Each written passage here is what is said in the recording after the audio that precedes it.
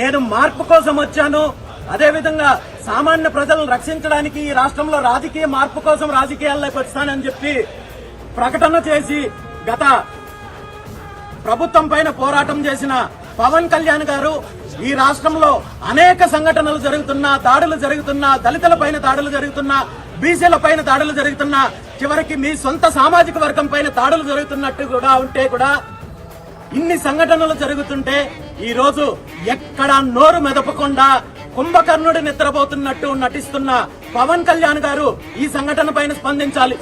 ఎందుకంటే ఈ సంఘటన జరిగింది ఇక్కడ రాజకీయ కారణాలకు సంబంధించి, సామాజిక వర్గాలకు సంబంధించిన అంశం ఉంది కాబట్టి మీరు స్పందించాల్సిన అవసరం ఉంది. ఉప ముఖ్యమంత్రిగా ఆ బాధ్యత మీకుంది. లేదంటే నిజంగా మీకేమన్నా అలాంటి అధికారం లేదు, నేను కేవలం నిమిత్త మాత్రమే, పదవికి మాత్రమే నేను పరిమితం తప్ప ఈ రాష్ట్రంలో మార్పు కోసం గాని, లేదా శాంతి భద్రతల సమస్య వచ్చినప్పుడు, లేదా రైతులకు అన్యాయం జరిగినప్పుడు నాకు చర్యలు తీసుకునే అధికారం లేదనే విషయాన్నైనా మీరు ప్రజలకు తెలియజేయాల్సిన అవసరం ఉంది.